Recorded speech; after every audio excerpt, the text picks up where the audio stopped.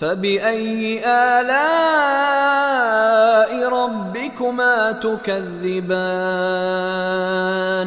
وله الجوار المنشآت في البحر كالأعلام. الله الرحمن الرحيم نحمده ونصلي ونسلم على رسوله الكريم أما بعد قال الله تبارك وتعالى لقد من الله على المؤمنين إذ بعث فيهم رسولا من أنفسهم يتلو عليهم آياته ويزكيهم ويعلمهم الكتاب والحكمة وإن كانوا من قبل لفي ضلال مبين. صدق اللہ العظیم. اللہ رب العزت ارشاد فرما رہے ہیں کہ اللہ تعالیٰ نے ایمان والوں پر یہ بڑا احسان فرمایا ہے کہ انہی میں سے ایک بندے کو اپنا قاصد اور رسول اور ان کا ہادی اور رہبر بنا کر مبعوث فرمایا، جو ان کو یعنی ایمان والوں کو اللہ تعالیٰ کی آیتیں پڑھ کر سناتا ہے اور ان کا تزکیہ کرتا ہے اور ان کو کتاب کی تعلیم دیتا ہے اور حکمت کی تعلیم دیتا ہے. اللہ تعالیٰ کے اس احسان سے پہلے وہ لوگ جو اب مومن ہیں، مسلم ہیں، بڑی گمراہی میں تھے. جس وقت اللہ تعالیٰ نے یہ آیت نازل فرمائی تھی اس میں المومنین سے مراد صحابہ کرام تھے، کیونکہ اس وقت وہی مومن تھے، وہی مسلمان تھے دنیا میں، اور براہ راست بلا واسطہ خطاب ہے بھی ان سے. انہیں اللہ نے یاد دہانی فرمائی کہ تم پہلے گمراہی میں تھے. ان کانوا من قبل لفی ضلال مبین، بڑی کھلی گمراہی میں تھے. یہ وہ لوگ تھے جنہوں نے مرکز توحید بیت اللہ کے اندر 360 بت رکھے ہوئے تھے جس کی وہ پرستش کیا کرتے تھے. انہوں نے حرم شریف میں جگہ جگہ بت بنا رکھے تھے، وہ ان بتوں کو پوجا کرتے تھے. حضرت ابراہیم علیہ السلام اور ان کے خانوادے کی مقدس یادگار صفا مروہ کی پہاڑیوں پر بھی بت رکھے ہوئے تھے، اس کی بھی پرستش کیا کرتے تھے. اساف اور نائلہ، بلکہ جس کے بارے میں یہ روایات آتی ہیں کہ ایک جوڑے نے کعبۃ اللہ کی توہین کرتے ہوئے اللہ کے گھر میں چھپ کر بدکاری کا ارتکاب کیا تو وہ زندہ انسان پتھر بنا دیے گئے. ایک کا نام اساف تھا، ایک کا نام نائلہ تھا. ان دونوں کی یا ان پتھروں کی انہوں نے ایک کو صفا پہ رکھ دیا، ایک کو مروہ پہ رکھ دیا، یا ان کی یادگار مجسمے بنا دیے. ان مجسموں کو وہ پوجا کرتے تھے، اس کی عبادت کیا کرتی تھی، اس کے پاس نذرانے پیش کیا کرتی تھی. یعنی گمراہ تو تھے ہی، بدترین گمراہ تھے. کسی کو اپنا خدا بنانے کے لیے، کسی کو اپنا مشکل کشا حاجت روا بنانے کے لیے کم سے کم اپنی عقل سے تو کچھ اس کے اندر صلاحیتیں دیکھتی. جن کی بہبودگی کا عالم یہ تھا کہ انہوں نے اللہ کے گھر کی توہین کی تھی، انہیں کو خدا بنایا اور انہیں کو پوجنے لگے. ان کانوا من قبل لفی ضلال مبین، وہ لوگ تو اسلام سے پہلے بڑی کھلی گمراہی کے اندر تھے، سخت ترین گمراہی کے اندر مبتلا تھے۔ حضور اکرم صلی اللہ علیہ وسلم تشریف لائے تو آنکھیں کھلی۔ ان کے آنے سے پہلے ان کو کوئی پتہ نہیں تھا اچھا کیا ہے، برا کیا ہے، تہذیب کیا ہے، انسانیت کیا ہے، کوئی چیز کا پتہ نہیں تھا، گمراہیوں میں مبتلا تھے۔ ایسا نہیں تھا کہ ان کو عقل نہیں تھی، وہ عقل والے لوگ تھے، سمجھ والے لوگ تھے، بہت ہوشیار، ذکی و ذہین تھے، وہ زبان میں ماہر تھے، وہ اپنی لینگویج اور اپنی زبان سارے لوگوں سے زیادہ جاننے والے تھے، وہ شاعر تھے، وہ ادیب تھے، خطیب تھے، ان میں دولت مند لوگ بھی تھے، ان میں سرداری اور ریاست کی اہلیت موجود تھی، سب کچھ ان میں تھا۔ آپ اندازہ کیجئے ان کی صلاحیتوں کا کہ اللہ تعالیٰ نے اپنے آخری اور حتمی اور قطعی نبی کی نبوت کے واسطے اس قوم کا انتخاب فرمایا۔ ایسے گواروں کا انتخاب نہیں ہوا، وہ بڑے قابل لوگ تھے، بڑے سمجھدار لوگ تھے، علم و فضل والے تھے، زبان پر قدرت رکھنے والے لوگ تھے، ان میں ادیب تھے، خطیب تھے، بڑے بڑے ماہر شاعر موجود تھے۔ ان کو جاہلیت نے متاثر کر رکھا تھا، ان کے اوپر نفس و شیطان نے حملہ کیا ہوا تھا۔ وہ سب کچھ صلاحیتیں رکھ کر ان صلاحیتوں کو حیوانی سطح پر گرا چکے تھے۔ انسان حیوان سے بہت بلند ہے، بہت اونچا ہے۔ حیوان تو ہر کسی جاندار کو کہتے ہیں، لیکن انسان ان میں اشرف ہے، اعلیٰ ہے، علم کا تحمل کرنے کے قابل ہے، اچھے برے میں تمیز کرنے کے لائق ہے، نفع و نقصان میں فیصلہ کرنے کے لائق ہے۔ ہر جانور نہیں ہے، انسان ہے۔ اس لیے انسان اللہ کی جاندار مخلوق میں سب سے اعلیٰ ہے، سب سے افضل ہے، ساری مخلوق پر ان کو شرف دیا گیا۔ پھر وہ جو عرب کے لوگ تھے، وہ جو مکہ مکرمہ کے باسی تھے اور جو مدینہ منورہ میں زندگی گزار رہے تھے، وہ اس وقت روئے زمین کے بہت اچھے دل کے لوگ تھے، بہت اچھی صلاحیتوں کے لوگ تھے، لیکن جاہل بنے ہوئے تھے۔ جاہلیت ان پر غالب تھی اور وہ ہر طرح کی برائیوں میں اور ہر طرح کی خباثتوں میں اور ہر طرح کی گندگیوں میں مبتلا تھے۔ حد یہ ہے کہ اپنے ہاتھوں سے بت تراش کر ان بتوں کو اپنا معبود سمجھتے اور ان کو پوجا کرتے تھے، اس سطح تک گر گئے تھے۔ تو اللہ پاک نے فرمایا ان کانوا من قبل لفی ضلال مبین، ہمارے نبی کے آنے سے پہلے، نبوت کا ظہور ہونے سے پہلے یہ لوگ چاہے کتنے بھی اچھے تھے ہوں گے مگر کھلی گمراہی میں مبتلا، کھلی گمراہی میں مبتلا تھے۔ آدمی کی سب سے بڑی گمراہی اپنے مالک کو نہ پہچاننا ہے۔ آدمی کی سب سے بڑی گمراہی اپنے مالک کو پہچاننے کے باوجود اس کے ساتھ اس کی قدرت میں کسی اور کو شریک کرنا ہے، کسی اور کو صحیح بنانا ہے، یہ اس کی سب سے بڑی گمراہی ہے۔ اس لیے صحابہ کرام رضوان اللہ علیہم اجمعین کے بارے میں اللہ پاک فرما رہے ہیں ان کانوا من قبل لفی ضلال مبین، پہلے تو وہ لوگ بہت گمراہ تھے، بہت گمراہ تھے پہلے وہ لوگ، لیکن اللہ نے ان پر انعام فرمایا، اللہ نے ان پر احسان فرمایا۔ ہر نعمت اللہ کی بندے پر احسان ہے، لیکن یہ وہ نعمت ہے جس کو اللہ نے احسان کہہ کر جتایا ہے، اللہ نے احسان کے نام سے جتایا ہے۔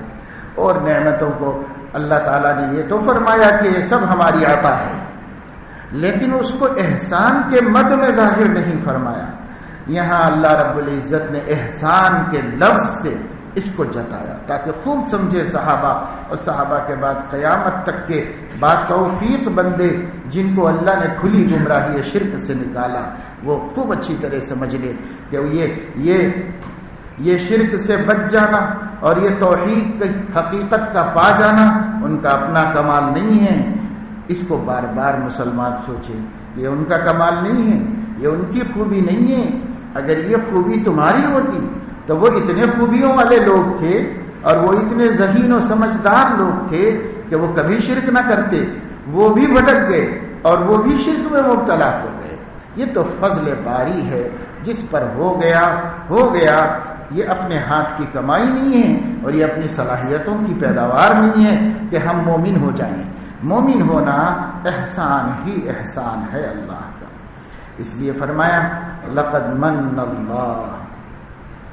دیکھو یہ لوگ بہت بھٹکے ہوئے تھے، بہت گمراہ تھے، لیکن بالیقین اللہ نے ان پر احسان فرمایا۔ لقد من اللہ، اللہ نے ان پر بڑا احسان فرمایا۔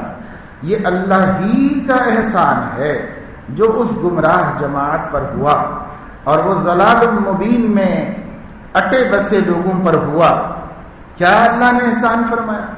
اللہ نے یہ نہیں فرمایا کہ ہم نے ان کو ایمان دیا، اللہ نے یہ نہیں فرمایا کہ ہم نے ان کو نماز کی توفیق دی، اللہ نے یہ نہیں فرمایا کہ وہ مسلمان ہیں، اللہ رب العزت نے یہ نہیں فرمایا کہ ان کو ہم نے اخلاق دی، کچھ نہیں۔ اللہ تعالیٰ نے ایک مجموعہ بیان فرما دیا، مجموعے کو اللہ نے بیان فرما دیا۔ وہ کیا احسان ہے اللہ کا جو اس زمانے کی گمراہ جماعت پر ہوا تو وہ اللہ کے سب سے زیادہ ہدایت یافتہ بندے بن گئے۔ وہ کیا احسان ہے؟ اذ بعث فیہم رسولا من انفسہم، انہی میں سے ان کی ہدایت کے لیے ایک رسول بھیجا۔ بس یہ رسول اور رسالت سب سے بڑا احسان ہے اللہ کا، باقی سب چیزیں اسی کے صدقے میں، اسی کے طفیل میں، اسی کی برکت سے ملی ہیں۔ اصل احسان اللہ کا اپنے بندوں پر کیا ہو گیا کہ اللہ نے رسول بھیجا، رسالت کی امانت آئی بندوں کے پاس، رسالت کی امانت اور رسول کی بعثت، یہ ہے سب سے بڑا احسان۔ لقد من اللہ، اللہ نے یہ بڑا احسان فرمایا۔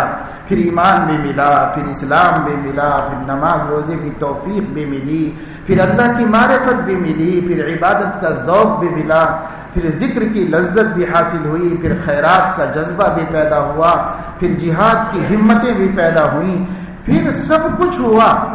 لیکن وہ چھوڑو، وہ سب ایک طرف ہے، وہ ہوا کیسے؟ یہ ملا کیسے لوگوں کو؟ بندوں میں یہ صفتیں کیسے پیدا ہوئیں؟ بندوں میں یہ نعمتیں کہاں سے آئیں؟ بندے ان صفات اور ان عادات کے کیسے متحمل ہوئے؟ کہاں سے پائے؟ کون ان کا مخزن ہے؟ کس سرچشمے سے انہوں نے یہ دولت حاصل کی؟ اس کو دیکھو، وہ کیا ہے؟ وہ ہے ہمارا سب سے بڑا احسان، اذ بعث فیہم رسولا، ہم نے ان میں رسول بھیجا، رسول بھیجا۔ رسول نہ ہوتے تو کہاں کی عبادت اور کیسی تلاوت اور کیسا جہاد اور کیسی روزے اور کیسی زکاتیں؟ کچھ نہیں، سب ختم، سب جہالت تھی۔ مکے میں بت رکھے ہوئے تھے، بیت اللہ میں 360 اصنام کی پرستش ہو رہی تھی، سارے مکے مکرمہ کا بلد اللہ الامین، اللہ کے امانت والے شہر کے چپے چپے میں مندریں قائم تھیں، شرک ہو رہا ہے۔ کہاں کی توحید، کہاں کی عبادت، کہاں کی بندگی؟ سب کا تصور محال ہے۔ اگر رسالت کی امانت موجود نہیں ہے تو کچھ موجود نہیں، سب ختم۔ اس لیے اللہ نے فرمایا بڑا احسان تو بس ہمارا تمہارے اوپر یہ ہے، اذ بعث فیہم رسولا، رسول کو بھیجا ہم نے، رسول آئے، پھر سب کچھ دنیا کی ظلمتیں کافور ہوئیں، دنیا میں روشنی نمودار ہوئی، دنیا کی رات گزر گئی اور دنیا کی صبح ہوئی اور ساری دنیا چمکی، وہاں سے جہل ختم ہوا اور انسانیت کو علم کی روشنی ملی۔ وہ نبی آئے تو فرمایا گیا اقرأ بسم ربک الذی خلق، عرب کے بدوؤں کو، امیین کی جماعت کو، جاہلوں کو اللہ نے فرمایا پڑھو، علم حاصل کرو، علم سر کا تاج ہے، علم انسانیت کی زینت ہے، علم حاصل کرو۔ اقرأ بسم ربک الذی خلق، رسول آئے تو پڑھنے کو علم ملا، علم کی قدر بڑھی، علم کی عزت بڑھی۔ رسول کے آنے سے پہلے دنیا علم کی عزت نہیں پہچانتی تھی، علم کے مقام بلند سے ناآشنا تھی، رسول آئے تو علم کیا ہے معلوم ہوا، اور جو لوگ علم جانتے تھے وہ علم 2 حرفوں کے جاننے کا نام تھا، اس کو اللہ نے علم نہیں سمجھا اور وہ حقیقت میں علم نہیں تھا. تو اللہ نے فرمایا علم وہ ہے جو اس میں رب کے ساتھ حاصل کیا جائے، جو رب کی معرفت کے ساتھ حاصل کیا جائے. جس علم سے عالم کو نہ پہچان سکو اس علم کا کیا حاصل ہے؟ اس علم کا کوئی فائدہ نہیں ہے.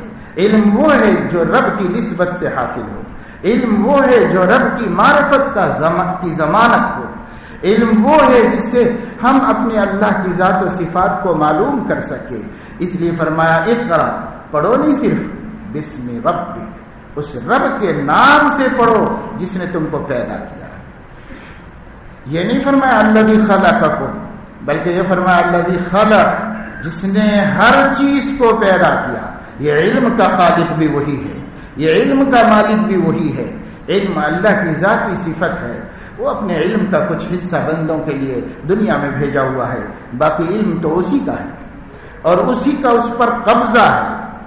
اس لیے اس کے نام سے پڑھو گے، اس کی دہائی دے کر پڑھو گے، اس کی معرفت کے ساتھ پڑھو گے، اس کی عظمت کے ساتھ پڑھو گے تو علم دروازے کھولے گا معرفت اور توحید کے، اور علم سرچشمہ ثابت ہوگا اللہ تک پہنچنے کا، ایک طاقت بنے گا اپنے رب کو پہچاننے کا، روح کی مضبوطی کا، باطن کی نورانیت کا. علم جب سرچشمہ بنتا ہے جبکہ اس علم کی نسبت اس میں رب کی طرف ہو. جو علم رب سے منسوب نہیں ہے، جس علم سے رب کا تعلق نہیں ہے، وہ علم 2 حرفوں کی جانکاری ہے. اس کو قرآن علم نہیں کہتا، اس کو حدیث میں علم نہیں کہا جاتا. علم وہ ہے جس سے رب کی پہچان ہو جائے، جس سے غافل حاضر ہو جائے، جس سے بھاگا ہوا مجلس میں موجود ہو جائے. جو باغی تھا وہ فرما بردار بن جائے، جو انجان تھا وہ جاننے والا اور معرفت رکھنے والا بن جائے. یہ ہے علم. اور اسی لیے فرمایا علم تمہارے پاس نہیں ہے، علم اللہ کے پاس ہے. الذی علم بالقلم علم الانسان ما لم یعلم. اللہ نے قلم کو وسیلہ بنا کر تم کو علم عطا فرمایا اور ہر وہ چیز بتائی جس کو تم نہیں جانتے. کوئی انسان کچھ بھی نہیں جانتا تھا. پہلا انسان پیدا ہوا تو مٹی کے ایک تودے میں اللہ نے اپنا حکم ڈالا تو کھڑا ہو گیا. اس کے ہاتھ ہلنے لگے، اس کی آنکھیں دیکھنے لگی، اس کے کان سننے لگے، اور اس کی ہر جسمانی عضو میں حرکت پیدا ہوئی اللہ کے حکم سے. اور پھر آدم ایک چلتا پھرتا انسان، ایک عظیم مخلوقات میں اشرف بن کر اللہ کے سامنے کھڑے تھے، مگر ان کو کوئی جانکاری نہیں تھی، وہ کچھ بھی نہیں سمجھتے تھے. ان کی عقل بالکل سیل بند تھی، ابھی اس میں کوئی ایک حرف بھی نہیں گیا تھا. اللہ کے سامنے کھڑے تھے. علم آدم الاسماء کلھا ثم عرضهم علی الملائکہ. آدم کو اللہ نے تمام علوم عطا فرمائے جن کی دنیا میں ضرورت تھی. وہ سارے علوم اللہ نے اپنے حکم سے آدم کے دماغ میں خود ہی ڈال دیے. پڑھائے نہیں کتاب دے کے بٹھا کے، بلکہ اللہ نے آدم کا وہ جو بالکل سیل بند دماغ تھا، جو ابھی ابھی زندگی پایا تھا، پہلی دفعہ وجود میں آیا تھا، اس دماغ میں علم آدم الاسماء کلھا، سارے علوم اکٹھے اللہ نے اس میں ڈال دی. اور ڈالنے کے بعد دوسری مخلوق تو کیا، نورانی مخلوق یعنی فرشتوں کے سامنے ثم عرضهم علی الملائکہ، اللہ نے ملائکہ کے سامنے پیش کیا. اور ملائکہ پر ان کو عزت دینے کے بعد ملائکہ سے فرمایا اب سمجھ گئے کہ میں جو کہتا تھا کہ زمین پر ایک خلیفہ کو پیدا کرنے والا ہوں وہ تم سے افضل ہے، تم سے بہتر ہے. تم علم نہیں جانتے، یہ علم جانتا ہے. فرشتوں تمہیں علم نہیں ہے، اس کو علم ہے. میں نے اس کو علم سکھا کے اپنا شاگرد بنایا ہے کیونکہ اپنا خلیفہ بنانا چاہتا ہوں. پس جب آدم کو تم پر فضیلت میں نے دے دی ہے تو اسجدوا لآدم فسجدوا لآدم. اللہ نے کہا آدم کو سجدہ کرو تو سارے بندوں آدم کے سامنے سارے فرشتے جھک گئے. اللہ تعالیٰ نے یہ شرف، یہ فضیلت، یہ بزرگی، یہ مقام علم کی وجہ سے آدم کو عطا فرمایا. یہ آدم کو علم جو ملا تو یہ علم نبوت کی برکت سے ملا، رسالت کی برکت سے ملا، اسی لیے اللہ تعالیٰ نے ان کو اپنا رسول بنایا۔ نبی آئے، رسول آئے دنیا میں تو اقیم الصلاۃ آیا، نمازیں قائم کرو۔ دنیا نے نمازیں قائم کی، آج مشرق میں مغرب میں ہر جگہ نماز ہو رہی ہے، اور نماز کا بلاوا اذان، نماز کے بلاوے کو اذان کہتے ہیں۔ اذان صرف ایک کوئی بیچارہ غریب آدمی ہے اور اس کو روٹی روزی کی ضرورت ہے تو وہ مسجد میں چلا گیا، مؤذن بن گیا، تنخواہ مقرر ہو گئی اور وہ روزانہ 5 وقت پکارتا رہتا ہے، اور امت کو اس سے کیا تعلق، کیا لینا دینا؟ یہ نہیں ہے اذان۔ اذان نماز کے لیے اللہ کی طرف سے بلاوا ہے، میری بارگاہ میں آ جاؤ، میری بارگاہ میں آ جاؤ، حی علی الصلاۃ حی علی الفلاح۔ 5 دفعے یہ اللہ کا بلاوا کہ بندوں کو اس کا مالک بلا رہا ہے، دن میں 5 دفعے بلا رہا ہے۔ یہ عزت، یہ شرف رسول آئے تو ملی، رسول نہیں آئے تو یہ عزت کیسے ملتی ہے؟ ہم کو یہ عزت رسول کے آنے سے ملی۔ یہ اور بات ہے کہ ہم نے رسول کی قدر نہیں کی اور اس عزت کی قدر نہیں کی، وہ الگ بات ہے، لیکن دنیا کو یہ عزت کیسے ملی؟ دنیا کو یہ عزت کہاں سے ملی؟ رسول آئے تو عزت اذان کی ملی، عزت نماز کی ملی۔ رسول آئے تو یہ عبادت گاہوں کا وجود ہوا، رسول آیا تو یہ سجدے کے لیے مسجدیں بنائی گئیں، رسول آئے تو حکم ملا وآتوا الزکاۃ، زکاتیں ادا کرو، غربا پروری کرو، اپنے مال کو اپنا مت سمجھو، اللہ کی امانت ہے، اللہ نے تھوڑا دیا ہے تو تم کھا لو، اللہ نے زیادہ دیا ہے تو تم بھی کھاؤ، اور اللہ کے محتاج بندوں کو بھی کھلاؤ۔ تمہارے اکیلے کے واسطے زیادہ نہیں دیا ہے، اللہ ایک کو سنگل مال دیا ہے، ایک کو ڈبل دیا ہے، تو جس کو ڈبل دیا ہے وہ دونوں کا دیا ہے اللہ نے۔ کسی اور کو شریک کرو اس میں، کسی اور کو اس کے اپنا حصے دار بناؤ، اللہ نے ایک مصلحت سے تم کو دیا، تمہاری عزت بڑھائی، اسی کو ڈائریکٹ دے دیتے اللہ تو اللہ ہی کی عزت بڑھتی کہ وہ کھاتا اور اللہ ہی کا شکر ادا کرتا، لیکن اللہ نے اپنے ایک بندے کے ہاتھ سے دلا کر اس بندے کی بھی عزت بڑھا دی اور اس کا مقام اونچا کر دیا، اس کے لیے اللہ پاک نے دلایا۔ آپ دیکھتے ہیں کبھی کسی بڑی عزت کی جگہ پر کوئی خدمت کرنی ہوتی ہے، کوئی مثلا مسجد کی تعمیر ہے، اس کے لیے آواز لگائی جائے اور کسی کو حصہ لینا ہوتا ہے اس میں، تو وہ اس وقت میں اس کا بیٹا ساتھ میں ہوتا ہے تو اپنے بیٹے سے کہتا ہے کہ بیٹا یہ اپنے ہاتھ سے دو، اس کی کمائی نہیں ہے اور وہ نہیں دے رہا ہے، باپ کی کمائی ہے، باپ دے رہا ہے، اپنا بیٹا ساتھ میں ہے، یہ اس کی محبت کا تقاضا ہوا کہ اس بچے کے ہاتھ سے دلا کر میں اپنے بچے کی عزت اونچی کروں اور میرے بچے کو دینے والا بناؤں۔ تو اللہ رب العزت اپنے سارے بندوں کا رزاق ہے، روزی اسی کے ذمہ ہے کہ وہ سارے بندوں کو روزی دے، لیکن کسی کو اللہ رب العزت روزی اپنے خزانے سے براہ راست دیتا ہے اور کسی کی روزی اپنے ہی کسی بندے کے خزانے میں ڈال کر اس کے ہاتھ سے دلاتا ہے تاکہ اس بندے کی عزت کو اونچا کرے۔ اور بندے نے سمجھا گنجے سانپ کی طرح یہ بھی میرا، یہ بھی میرا، سب میرا، اور میری دوزخ تو کسی مال سے بھرتی نہیں اور کبھی ختم ہوتی نہیں اور ہرس ختم ہوتی نہیں۔ ارے اللہ پاک نے اپنے کچھ اور بندوں کی روزی تیرے حساب میں اس لیے ڈالی کہ تیرے ہاتھ سے دلا کر دنیا اور آخرت میں تیرا سر اونچا کر دے۔ تو تم نے کہا کہ نہیں یہ سب میرے لیے ہے، سب میرے لیے، دوسرے کو جانتا ہی نہیں، دوسرے کو پہچانتا نہیں۔ رسول آئے تو ایک ایسی امت وجود میں آئی جس امت کو دوسرے کا حق مان لینا تو کیا، اپنا حق بھی دوسرے کو دے دینا سمجھ میں آیا۔ ایسی امت وجود میں آئی، اپنا حق بھی دوسرے کو دیا۔ رسول آئے تو وہ اخلاقی سماج پیدا ہوا کہ ایک آدمی اپنے گھر میں کہتا ہے کہ دیکھو بھائی آج تو مزدوری نہیں ہوئی، کھانے کے لیے ہمارے پاس کچھ نہیں ہے۔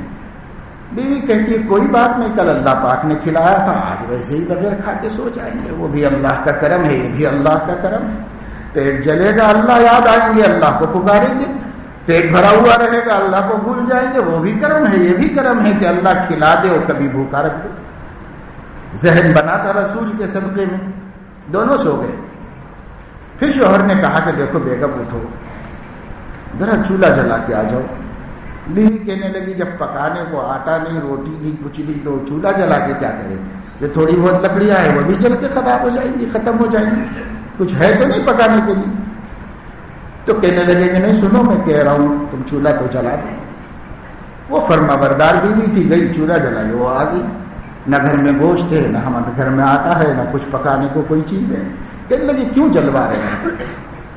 کہ کوئی بات نہیں، بس اتنی بات ہے کہ مجھے دھیان آیا، میرے دل میں خیال آیا، اگر ہمارے گھر کی چھت سے دھواں نہیں نکلے گا تو پڑوسی سمجھے گا کہ شاید ہمارے پڑوسی کے ہاں فاقہ ہے. تو اس بیچارے کو کہیں ایسا نہ ہو کہ وہاں بھی کمی اور تنگی ہو اور وہ اپنے بچوں کا پیٹ کاٹ کے ہمارے پاس لا کے دے دے کچھ ہدیہ کھانے کے لیے. تو غریب کے یہاں بچے بھوکے سوئیں گے، پڑوسیوں کو تکلیف ہو جائے گی. ہمیں کسی کا بوجھ نہیں بننا چاہیے، پتہ نہیں چلنا چاہیے کہ ہمارے ہاں یہ تکلیف ہے، کیونکہ ہمارے ساتھیوں کو تکلیف نہ ہو، ایمان والے بھائیوں کو مشکل نہ ہو. اس کے لیے چولہا جلا رہے ہیں کہ دھواں نکل جائے. معلوم ہوا کہ وہ سماج کے لوگوں کی نظر اتنی تیز تھی کہ کوئی آدمی کہے نہ کہے آثار و قرائن سے اس کی تکلیف کو خود بھاپ کر اپنے پیٹ پہ ایثار کر کے دوسرے کو کھلایا کرتی تھی. اور دوسری طرف ان کی اخلاق کی بلندی کا یہ عالم تھا کہ تکلیف آج میرے گھر میں آئی ہے اور میرا پیٹ جل رہا ہے تو کہیں ایسا نہ ہو کہ میری تھوڑی سی بھول اور غلطی سے میرے پڑوسی کو تکلیف پہنچ جائے اور ان کا پیٹ جلنے لگے، اس لیے مجھے اس سے بچنا چاہیے. تو اتنا اعلی درجے کا آپ تصور کرو، اخلاق کی دنیا میں کیا اس سے بھی اونچی سوچ والے کوئی انسان مل سکتے ہیں، نظر آ سکتے ہیں؟ لیکن یہ وہی لوگ ہیں جن کے بارے میں قرآن کہتا ہے ان کانوا من قبل لفی ضلال مبین. پہلے یہ کھلے گمراہ لوگ تھے، لیکن رسول آئے تو ان کی زندگی بدلی، رسول آئے تو ان کے اخلاق بدلے، رسول آئے تو ان کی تہذیب بدلی. یہ رسول آئے. اللہ نے فرمایا لقد من اللہ علی المؤمنین اذ بعث فیہم رسولا. اللہ نے مومنوں پر سب سے بڑا احسان یہ فرمایا کہ رسول کو بھیجا، رسول کو بھیجا. تو میرے دوستو، عبادتوں کی بہار ہو یا ذکر و تلاوت کی خوشبو ہو یا درسگاہوں میں علم و معرفت کا فیضان ہو یا خانقاہوں میں اللہ کی یاد کی آوازیں ہوں یا معرکہ کارزار میں تلواروں کی جھنکار اور میزائلوں کا شور ہو، دنیا میں کچھ بھی ہو رہا ہو اچھا سے اچھا، یہ ہر اچھے کے پیچھے اگر کوئی ہاتھ کام کر رہا ہے تو وہ رسالت کا ہاتھ ہے، اور وہ رسالت کے احسان سے امت سے بگدوش نہیں ہو سکتی. یہ سب سے بڑا احسان ہے کہ رسول آیا، رسول آیا تمہارے درمیان میں، رسول آیا. یہ اللہ کا سب سے بڑا احسان ہے. اور دوسری بات اللہ یہ فرما رہے ہیں کہ رسول آیا، یہ تو احسان ہے ہی، لیکن اگر اللہ رسول فرشتوں میں سے بھیجتا تو تمہارا کام نہ بنتا، تمہاری کشتی نہ چلتی. جنوں میں سے بھیجتا تو بھی تمہاری ضرورت پوری نہ ہوتی اور تمہارے اندر یہ تبدیلی نہ آتی. اللہ کا مزید احسان یہ ہے کہ رسول تو بھیجا مگر رسول تمہیں میں سے بھیجا، تمہیں انسانوں میں سے رسول بھیجا اللہ نے. آسمان سے کوئی اور مخلوق بنا کے نہیں بھیجا اللہ نے، تمہیں انسانوں میں. اذ بعث فیہم رسولا من انفسہم، انہی میں سے، انہی کی ذاتوں میں سے، انہی کے خاندان میں سے.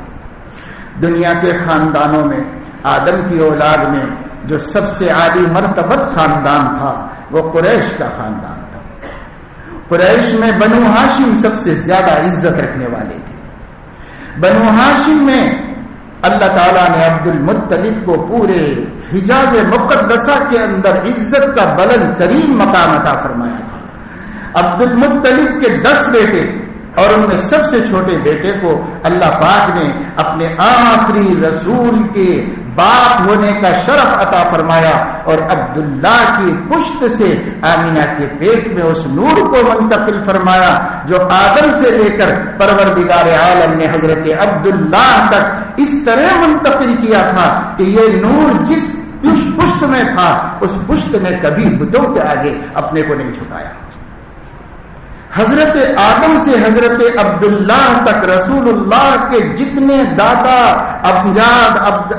اجداد ہیں تاریخ گواہ ہے، ان میں سے کوئی ایک بھی ایسا نہیں ہے جس نے بت کے آگے اپنے سر کو جھکایا ہو، کیونکہ ان کی اولاد میں اللہ کو اس موحد امام توحید کو پیدا فرمانا تھا جو اللہ کے غیر کو پہچانتا ہی نہیں، اللہ اس کو پیدا کرنا چاہتے تھے۔ اس لیے حضرت عبداللہ کے ذریعے اللہ تعالیٰ نے ہمارے نبی سیدنا و مولانا و حبیبنا و سندنا و شفیعنا حضرت محمد صلی اللہ علیہ وسلم کو وجود بخشا۔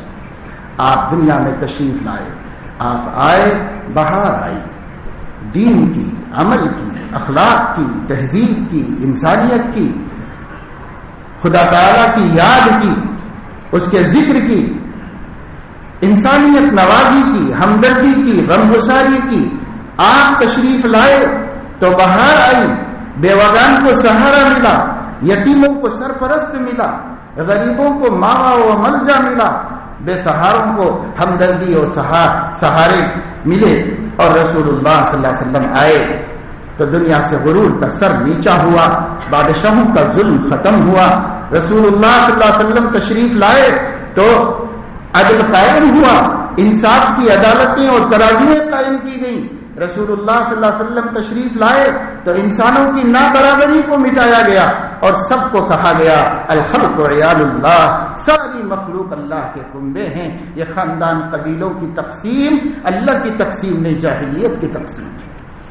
اللہ کے رسول آئے تو اللہ کے رسول نے خود بھوکے رہ کر دوسروں کو کھانا سکھایا۔ اللہ کے رسول آئے تو اپنی بڑائی کو جھکا کر اللہ کی بڑائی کو سر بلند کرنا اور کلمۃ اللہ ہی العلیٰ کا پیغام لے کر جینا انسانیت کو معلوم ہوا۔ رسول آئے تو سب کچھ آیا، رسول نہیں تو کچھ بھی نہیں۔ میرے دوستو، اللہ پاک نے یہی وہ مہینہ ہے جس میں ہمارے رسول کو بھیجا بھی، اور اسی مہینے میں ہمارے رسول کو بلایا بھی، اسی میں بھیجا، اسی میں بلایا۔ دنیا کی خوشیوں کی تاریخ میں اس سے بڑا خوشی کا کوئی موسم نہیں، اور دنیا کے غم و اندوہ کی تاریخ میں اس سے بڑا ماتم اور غم کا کوئی موقع نہیں۔ اسی مہینے میں اللہ نے رسول اللہ کو مبعوث فرمایا، جس کو احسان جتایا قرآن میں، اور اسی مہینے میں ان کو پردہ کروایا اور دنیا سے آخرت کی طرف بلا لیا۔ اس مہینے میں جب یہ مہینہ شروع ہوتا ہے تو مسلمانوں کے ضمیر زندہ ہونے چاہیے، مسلمانوں کی غفلتیں ختم ہونی چاہیے، مسلمانوں کی گناہوں کے اوپر جرأت ٹوٹنی چاہیے، مسلمانوں کو نیکیوں کی طرف قلب کا میلان اور رجحان ہونا چاہیے، مسجدیں آباد ہونی چاہیے، اذانوں کے بعد کسی کی غیرت باہر ٹھہرنے کی اجازت نہ دے، وہ کیفیت پیدا ہونی چاہیے، کیونکہ اذان میں مؤذن کہتا ہے اشہد ان محمد رسول اللہ۔ ہم بھول جاتے ہیں کہ کس کو یاد دلایا جا رہا ہے، ہم کہہ رہے ہیں کہ یہ رسول اللہ صلی اللہ علیہ وسلم کی تشریف آوری کا مہینہ ہے۔ ہماری بہنیں نہا دھو کر کے پاکیزہ حالت میں وضو بنا کر آٹا گوندھ رہی ہیں، پوریاں بنانے کی تیاریاں ہو رہی ہیں، کھیر چڑھائی جا رہی ہے، اذانیں ہو رہی ہیں، مصلی بچھانے والا کوئی نہیں، نماز پڑھنے والا کوئی نہیں، اللہ کی پکار پر لبیک کہنے والا نہیں۔ اشہد ان محمد رسول اللہ کی آواز سنتے ہیں تو محمد کون ہیں ہمارے بچوں کو پتا نہیں، ہماری عورتوں کو پتا نہیں، وہ اتنا جانتے ہیں کہ ہاں وہ ہمارے نبی ہیں، ان کے لیے کھیر بنا کر پوریاں بنا کر کھانا چاہیے، بس اتنا سمجھ میں آیا۔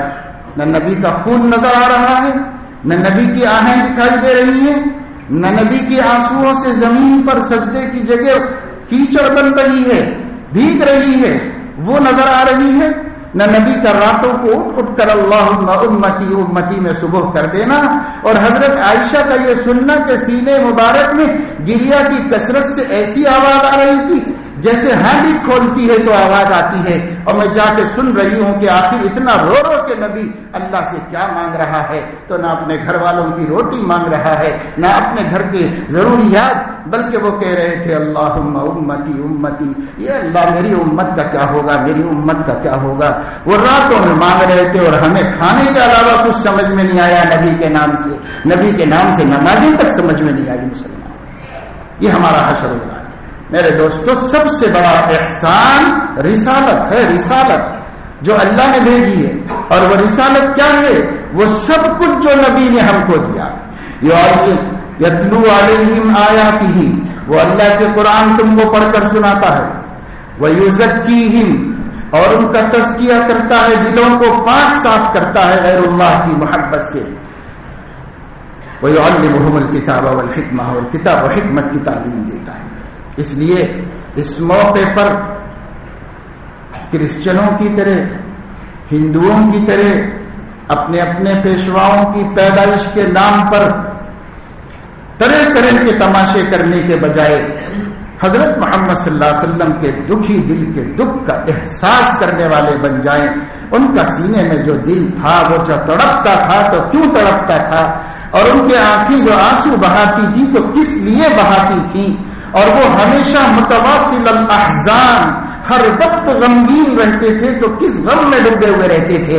امت اگر وفادار بننا چاہتی ہے اور کل سر قیامت ان کے ہاتھ سے حوض کوثر سے جام کوثر نوش کر کے عمر بھر کی پیاس بجھانا چاہتی ہے، تو اس پر لازم ہے کہ نبی کے سینے میں کروٹیں لینے والے غموں کا احساس کرو، اور نبی کے دل میں اٹھنے والے احساسات کا احساس کرو، اور نبی کی آنکھوں کی قیمت بننے کی کوشش کرو کہ ان کے ایک آنسو کی پوری دنیا کے انسان اپنا خون دے کر قیمت نہیں ادا کر سکتے، لیکن وہ کروڑوں آنسو اس امت کو جہنم کے عذاب سے بچانے کے لیے جو نکلے ہیں، اگر اس کی قیمت ہم بن سکتے ہیں اور ان کو خوش کر سکتے ہیں تو اپنے کو جہنم والی زندگی سے بچا کر خوش کر سکتے ہیں۔ آج ہم جہنم میں جھلس رہے ہیں، بے حیائی کے، بے حجابی کے، بے پردگی کے، فحاشی کے، بدکاری کے، زناکاری کے، جھوٹ کے، رشوت کے، سود کے، حرام کے، شراب کے، ہر برائی کی جہنم میں جھلس رہے ہیں۔ رسول آیا تھا ہم کو اس سے بچانے کے لیے، ہم اس سے نکل جائیں، یہی ہے رسول کے دل کو خوش کرنے کا سامان، اس کے علاوہ اور کوئی ذریعہ نہیں۔ اللہ اپنے کرم سے، اپنے فضل سے ہم سب کو توفیق عطا فرمائے۔ وآخر دعوانا الحمدللہ رب العالمین۔